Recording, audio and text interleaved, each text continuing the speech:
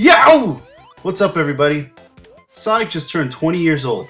That's right, the blue little hedgehog we all know and love has turned 20. So I thought it'd be fun to talk about how the character was created and take a look at the first game in the series. Believe it or not, Sonic wasn't always Sega's mascot. Before we had Sonic the Hedgehog, we had Alex Kidd. Alex Kidd starred in 6 games, 5 Sega Master System games, and 1 Sega Genesis game. The first game in the series was Alex Kidd in Wonderland. It debuted in 1986 for the Sega Master System. The final game in the series was Alex Kidd in Shinobi World, which was released in 1990 for the Sega Master System. Sega decided they needed a new mascot, one that could go one-on-one with the Great One. Well, actually I meant Mario. So Sega decided to drop Alex Kidd and start working on a new mascot. Several designs were turned in by Sega's AM8 Research and Development Department. Characters like a rabbit that could grab and pull things with its ears. A mechanic Sega would use a few years later for Rystar. And a Theodore Roosevelt lookalike in pajamas. A character that ended up turning into Dr. Robotnik, or Eggman in Japan.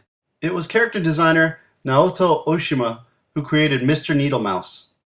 Mr. Needlemouse later turned into our favorite little blue hedgehog, Sonic the Hedgehog. Shortly after Sonic was created, he made a cameo on Rad Mobile, an arcade racing game. Now that they had a character, the team decided to change their name to Sonic Team. There were many hands in creating Sonic the Hedgehog, but the main minds behind it were Yuji Naka, who would work as the game's programmer, Naoto Oshima, who'd worked as a designer on Kujakuo and Phantasy Star 1 and 2, would work as the character designer for Sonic the Hedgehog, and Hirokazu Yasuhara, who would work as the game's designer. And with their powers combined, we got Sonic the Hedgehog! Sonic the Hedgehog finally made its debut on June 23, 1991. The game was a critical and commercial success. One thing that Sonic had going for him that Mario didn't was blast processing. No, I'm just kidding, but he was a lot faster than Mario. The story for the game was about Sonic having to defeat the evil Dr. Robotnik. Robotnik had kidnapped all of Sonic's friends and used them in his evil machines. Robotnik's plan was also to use the Chaos Emeralds to rule the world, so Sonic's job was to stop him. The game featured 7 zones, with the final zone being against Dr. Robotnik. The first one was Green Hill Zone. I'm guessing this was supposed to be South Island where Sonic was from. The second was Marble Zone, which was a big fiery place with a lot of ruins everywhere. The third zone was Spring Yard Zone. Spring Yard Zone was, you guessed it, filled with springs and lots of bouncing like a pinball machine. The fourth zone was Labyrinth Zone. In Labyrinth Zone you spent most of the time underwater, having to grab air bubbles to breathe. The reason Sonic can't swim is because of a mistaken assumption by Yuji Naka that hedgehogs couldn't swim. But I guess he believed they could still run underwater? And then there was Starlight Zone. I'm not really sure what this one was supposed to be. Maybe a city at night?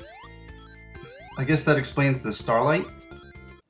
And then there was Scrap Brain Zone, which was the lair of the evil Dr. Robotnik. The cool thing about Scrap Brain Zone was that each one of the 3 acts was a different area.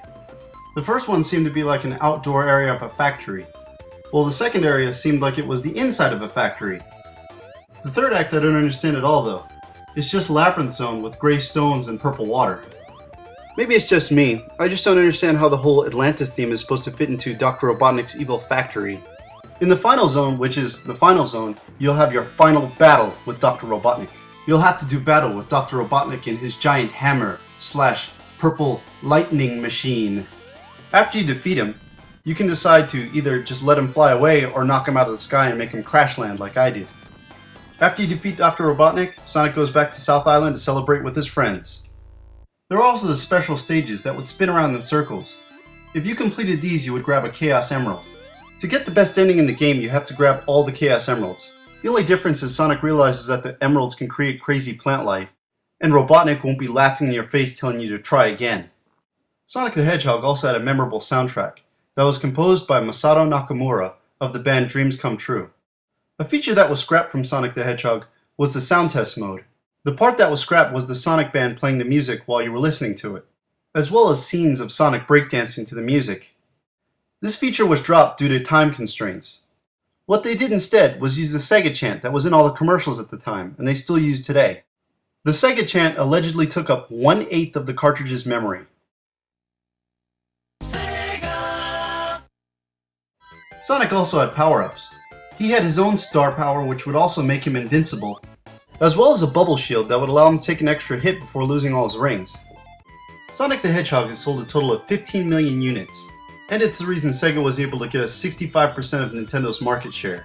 Sonic has spawned tons of sequels and spin-offs, and I'm sure he'll be around for a long time. So happy 20, Sonic, and don't forget, next year you can drink.